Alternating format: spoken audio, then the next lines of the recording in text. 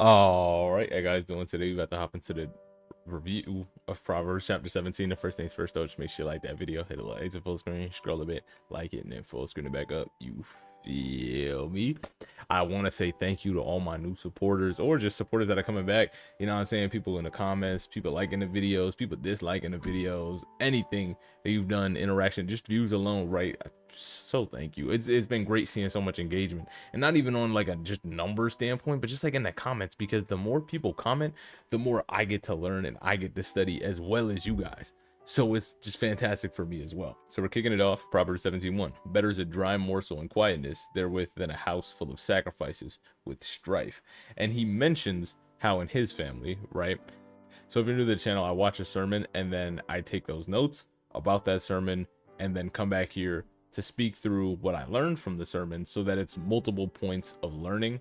And I'm an early childhood education major, which is coupled with education, right? And we know that the more you expose yourself to material, the more you internalize and understand it. So it's helping me on multiple fronts with my studying. It just so happens that I post the videos to YouTube and everything. This is for my studying, but if you guys gain something out of this too, I'm very grateful as well that you gain something out of it, right? But anyway, better is a dry morsel in quietness than within a house that is full of sacrifice and strife.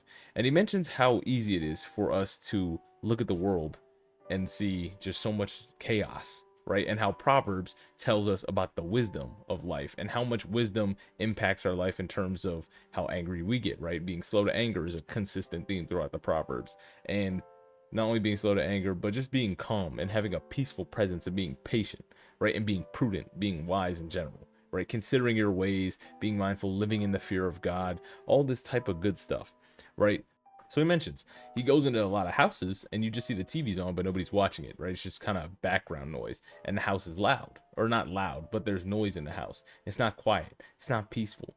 I don't know if you can relate, but if you were woken up in the house, right, sunshine maybe going through the windows, even if it's not, right, hear the birds outside chirping, sunshine, and actually, yeah, we're going with the sunshine. Sunshine and birds are chirping outside, house is quiet, and it just feels like a good day. You didn't go to sleep with no music on or nothing. It just feels like it's gonna be a good day. You're just blessed with that good energy, right? You ever felt that? If you haven't, try it. If you're not used to the quiet, if you don't live where birds chirp, then subtract that part. Just wake up, be quiet, wait for a day that's sun shining, right? Sleep in, wake up naturally when the sun's shining and the birds are chirping. Hopefully, it'll be great. I promise.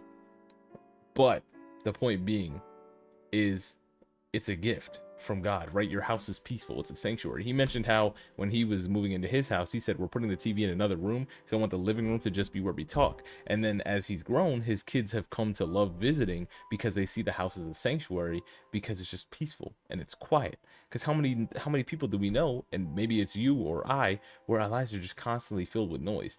All right, I used to be one of those people. I used to brag in the fact that my Spotify listening minutes were so high. I used to brag in the fact that, I could go to sleep listening to music and all this stuff. I used to have these Bluetooth sleep masks, so it not only covered my eyes, I didn't really want it for that. I just wanted to not sleep in headphones, to not break my headphones, but it was Bluetooth sleep mask so I could listen to music while I went to sleep and not have to worry about breaking a pair of headphones or anything, right? It used to rule me, right? I used to go to sleep with music. I used to walk around listening to music all the time, and to some extent I still do, but now I can concentrate in quiet. I used to not be able to focus with quiet, but I think that's something the Lord took away from me. When I realized that I had to put away the secular music I was listening to, the Lord said, and not only are we putting away secular music, but we're going to put away your addiction to music.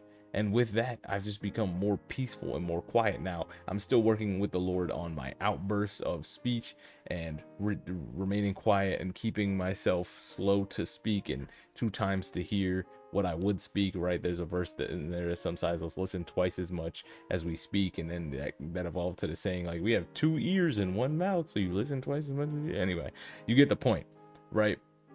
It's better to eat bad food in quietness and have peace than a house that has every single thing known to man, but it's chaotic. I don't know if you ever watched the TV show Jesse. It was on Disney Channel back and when kids my age would understand, even though we're not kids, we're technically adults now, but you get the point I'm making. And Jesse, it was like this adopted family, the nannies and everything. They were super rich. They had like everything they could possibly want, but the house, it was a sitcom, so obviously they're only gonna live their life in a chaotic way. but it was like 4 kids, 5 kids, whatever the case is. The nanny and the parents would come home on occasion. They had a butler, everything you could possibly want, in-home theater. And then it was just chaotic every episode, right? It was always loud in the house, people always moving, a whole bunch of stuff, right?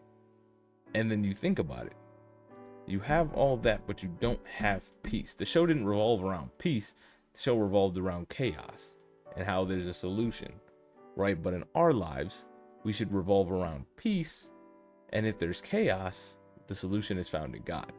Boom, boom. A wise servant shall have rule over a son that causes shame, and shall have the part of the inheritance among the brethren, right? So a wise servant, if you get it, if a king, ruler, whatever, rich dude has a disgraceful son, a wise servant might get that inheritance among the brethren. Now, this could be an observation that Solomon's making. I don't think it's necessarily a promise, right? But still, we know that we have an inheritance if we are a wise servant to the Lord. So is that incentive for us? Why, yes. A finding pot is for silver and the furnace for gold, but the Lord trieth the hearts. And this is basically saying a crucible is for silver and a furnace is for gold. How when you mine them out of the earth, they have impurities, and then they must be burnt away so that the gold and silver that is left is pure. And we see this much in our lives with trials and tribulations, right? The Lord tries our hearts. Now, there's a verse somewhere that said, when you're tested, don't say, I am tested by the Lord. But we know that the devil can test, because the devil pulled up on Jesus in the wilderness. 1, 2, he asked to sift Peter's heart as wheat, and he let him.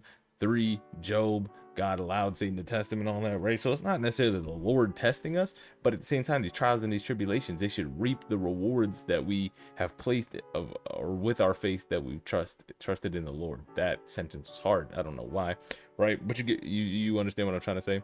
That when we face trials and tribulations, they should reap trust, patience, and hope in the Lord, because that's where everything lies. And this comes back full circle with the first verse. We should want that quietness to trust in the Lord, than rather have strife over these trials and tribulations that are burning us away and everything like that. A wicked doer gives heed to false lips, and a liar gives ear to a naughty tongue. Don't be wicked. You know people be lying, don't do it. If you're a liar, don't give your nasty speech.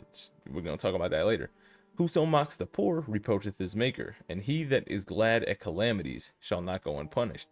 Same type of deal right here. You're happy at the bad things that happen. And I don't want to say necessarily you got to be happy at the bad things that happen, but look at them in the lens of what's God trying to do in my life. We were just talking about this yesterday in my church group on campus.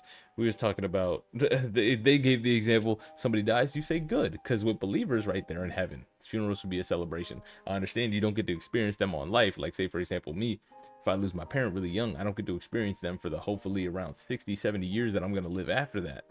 But at the same time, how glorious will it be when I get to see them in heaven again? If we get to see people in heaven, I don't really know how that works. Everybody seems pretty confident that we're going to be able to see people in heaven. I don't really know, but general consensus, so you understand. But the overall saying, somebody died, and you say good, they're at rest, they're at peace, right? And now there may be consequences that comes with that, right? Like, I'm in a family process class and an intro to grief and loss class, and the intro to grief and loss literally just talks about grief and loss. And the family process, the guy is a grief and loss counselor teaching about families, right? So I get in two perspective on grief and loss, and how there's different parameters in people's lives that cause for different levels of grief when dealing with loss. Meaning that you may have lost the same type of thing, but these situations hold different impacts for everybody. 2 people may have lost their dad, but one person may have lost them while they were 10 years old, and one person may have lost them when they were 50 years old, right? The 50-year-old may see it as they got a nice full life out of their dad, who is now 80, right? Higher than the life expectancy, and they're at peace with that fact. But the one who lost their dad at 10 years old now has to say, I have to go through one of the most troubling times of my life, especially if it's a guy, right? I have to go through one of the troubling times of my life, not only puberty, but also just maturing as a person in the world, and finding who I am without a dad, without a father figure, right? We still have Jesus and God, right? But it's not the same as having that human that is there and living with you, right? Jesus living in us, but like living with you, who can give you that practical advice about living, because they only lived like one generation ago, right? All the knowledge my dad has bestowed upon me has been really worthwhile in who I am as a person, and I'd like to think that I take most of it to heart and reap benefits from it, right? From his life experience that he had to tell me, to make sure that I know what good paths in life are. And even though it didn't have it had major implications on my faith, right? I was raised Christian, and thankfully God allowed me to live long enough to see that the way I was living wasn't fully what Christianity is supposed to be, right? Thank God for that. But at the same time, he sowed those seeds in me, right? Raise your sons up in the right way, and they shall not depart from what's right, or shall not depart from the way you taught them, is what Proverbs says about dads, right? If you raise them up in the right way, your sons shall come back most of the time, right? Observation, not a promise, but an observation, right? So we have faith. I don't really know where I was going with all that, to be honest. But oh, right, yeah. So when good things happen, we trust in God that it's part of his plan, right? He closes, there's a saying, he closes one door, another door opens, right? Not necessarily God, that's just a saying. But at the same time, we know that one door closes, two doors open. Is it going to be the door to doubt, or is it going to be the door to faith? Which one are you going to walk through? And then even the first verse, we didn't even, or the first part of this verse, whoever mocks the poor reproaches his maker. Well, how does that work? Remember when Jesus said, you guys didn't feed me, clothe me, XYZ when I was this, because you didn't do it to the least of them, so you didn't do it to me. Who's our maker? Jesus, God. All three, right? Children are the crown of old men, and the glory of children are their fathers. I didn't even know that that verse was there, to be honest. I didn't even know that that verse was next, and we was talking about dead fathers and all that. But you see, right? Being old, children's children, crown of old men. When you're old and you're gray, you're going to look at your grandkids like, yes, that's beautiful. That's a sign that I kind of did something right, so to speak. Not to say you didn't do anything right if your kids don't want to have kids or whatever, but it's just like an extra benefit. You said, I want to have kids, or you had kids, and then you're like, my kid had kids. You know, I was an example of some way. I set the precedent of some way, and they've carried that on, and that's beautiful, right? And hopefully they're believers, so they're making more believers that can go out and reap the harvest so that it can be plenty, as Jesus said, right? The harvest is plenty, but the laborers are few, so it's more laborers. And the glory of children are their fathers. Why? Because these are the people that instruct them in the right ways. And even then, we're continuously children, right? You may be an adult by the world standards, but we're continuously a child because you're under somebody. And whether or not you have parents to be a child to, we're all children of God if you're a believer, right? He gave us the option to be children of God. And if you're a believer, you took that chance, or you took that option, sorry. And so we're always children. We're always the glory of our Father in heaven. And that's beautiful.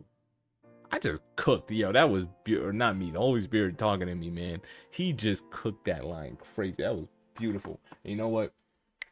We're gonna end the video there. Yeah. All right, that's gonna be the end of part 1 of this review. Hope you guys have a fantastic rest of your day. Peace.